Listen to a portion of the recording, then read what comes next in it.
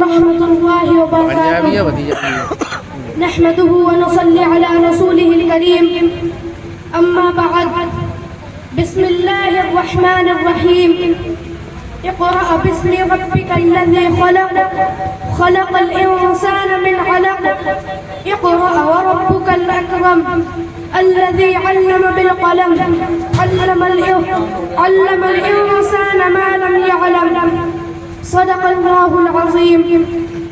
Stage پر جلوہ افروز لائق صدر احترام علماء اکرام، قصبہ فریحہ کے بزرگوں، نوجوانوں اور میرے طالب علم ساتھیوں، میرا خطاب عموماً تمام حاضرین کے لیے ہوگا، لیکن خاص طور سے میرا روح سخن وہ لوگ ہیں جن کے سینوں میں علم کی مایا ہے، علم کی دولت ہے، علم کا دھن ہے.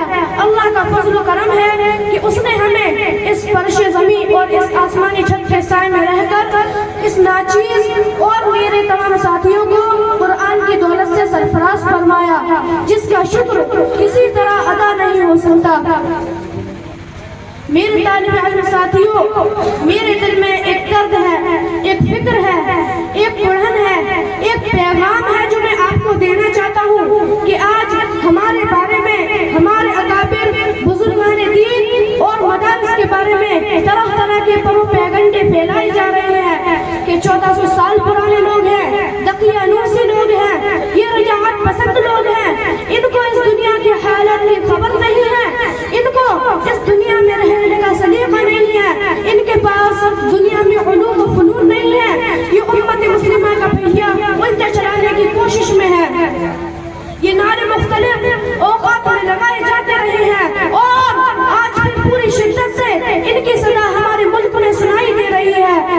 لیکن بعض اوقات اچھے خاصے پڑھے لکھے دین سے تعلق رکھنے والے بھی اس پروپیگنڈے کا شکار ہو جاتے ہیں. اور یاد رکھیے، بات صرف یہاں تک محدود نہیں بلکہ دیکھا تو یہ گیا ہے کہ جب بچے میں کچھ دینی شعور آ جاتا ہے اور وہ ایک مضبوط اور پختہ ارادے سے آگے بڑھتا جاتا ہے تو لعن کی بوچھار شروع ہو جاتی ہے. اور یہ طعنے دینے والے غیر نہیں بلکہ اس کے گھر، خاندان، رشتہ دار، عزیز و اقارب سے ہوا کرتے ہیں کہ بچے کو کہاں مدرسے میں لگا دیا، اپنی روزی روٹی کا بھی انتظام نہیں کر سکتا، اس کو کوئی ہنر سکھانا چاہیے تھا، لوہار کا کام سکھا دیتے، بڑھائی کا کام سکھا دیتے، کچھ ایسے صنعتی کام سکھا دیتے کہ یہ اپنی روزی روٹی کما سکتے.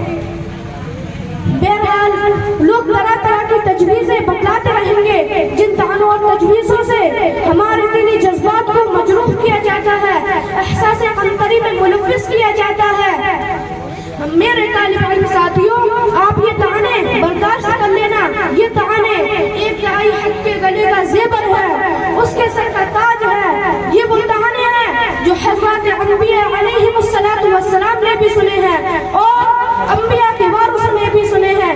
قیامت تک یہ طعنے دیے جاتے رہیں گے. یہ طعنے ہیں، حقیقت میں ایک دن وہ آئے گا جب طالب علم یہ کہنے کی پوزیشن میں ہوں گے فَالْيَوْمَ الَّذِينَ آمَنُوا مِنَ الْكُفَّارِ يَضْحَكُونَ. وہ وقت آئے گا جب طعنے دینے والوں کے گلے بیٹھ جائیں گے اور ان کی آواز دھیمی پڑ جائے گی. اللہ تعالیٰ اس طبقے کو عزت و شوقت عطا فرمائیں گے جس طبقے کو آج بے حقیقت سمجھا جاتا ہے. چنانچہ ابو جعفر منصور حدیث کے عالم تھے. ایک مرتبہ وزراء نے کہہ دیا، آپ کو اللہ نے دنیا کی اتنی نعمتیں دی ہیں، کوئی ایسی بھی خواہش ہے جو پوری نہ ہوئی ہو؟ ابو جعفر منصور کہنے لگے، ایک بات میری پوری نہیں ہوئی.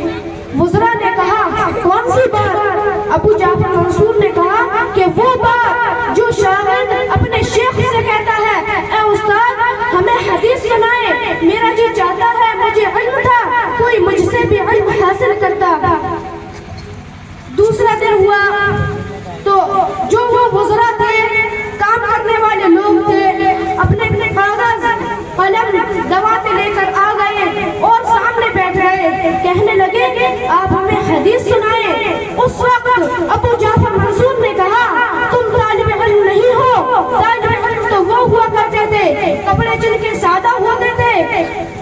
چہرے جن کے گرد آلود ہوتے تھے، بال ان کے بڑے ہوتے تھے، ان کے پاؤں اور ایڑیوں کا گوشت پھٹا ہوا ہوتا تھا، دنیا کی خاک چھانتے تھے، علم حدیث حاصل کرنے کے لیے کبھی حجاز جاتے تھے، حدیث لینے کے لیے کبھی عراق جاتے تھے، حدیث لینے کے لیے کبھی شام جاتے تھے، کبھی یمن جاتے تھے، حدیث کی نقل کرنے والے وہ لوگ ہوا کرتے تھے جنہوں نے دنیا کی مشقتیں تو اٹھائی مگر نبی علیہ السلام کی احادیث کو جمع کیا، سینے سے لگایا۔ مبارکباد کے لائق ہیں وہ نوجوان۔ طالب علم اپنی قسمت پر اللہ کا شکر ادا کرو، اللہ نے آپ کو اس دین کے لیے چن لیا ہے، آپ اللہ کے چنے ہوئے بندے ہیں، اور اس کی دلیل قرآن عظیم الشان میں بھی موجود ہے۔ اللہ رب العزت فرماتے ہیں ثم اورثنا الکتاب، پھر میں نے اپنی کتاب کا وارث اپنے بندوں میں سے ان کو بنایا، الذین اصطفینا من عبادنا، جو میرے بندوں میں سے میرے چنے ہوئے بندے ہیں۔ کتابوں کے وارث وہی بندے ہیں جن کا اللہ کے یہاں چناؤ ہو جاتا ہے۔ یہ خوش نصیب نوجوان اگرچہ ظاہر میں معمولی کپڑے ہیں، یہ مشقتیں اٹھاتے ہیں، مگر اللہ کے یہاں ان کا مقام بڑا بلند ہے۔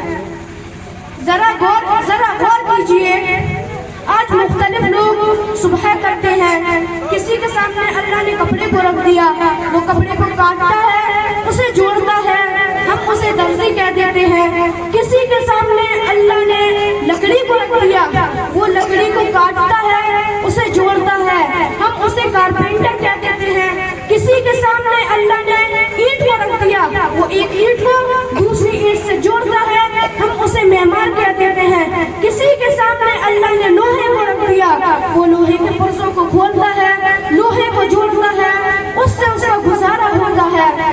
آج کسی کے سامنے کچھ رکھ دیا، کسی کے سامنے کچھ رکھ دیا۔ میرے طالب علم ساتھیوں،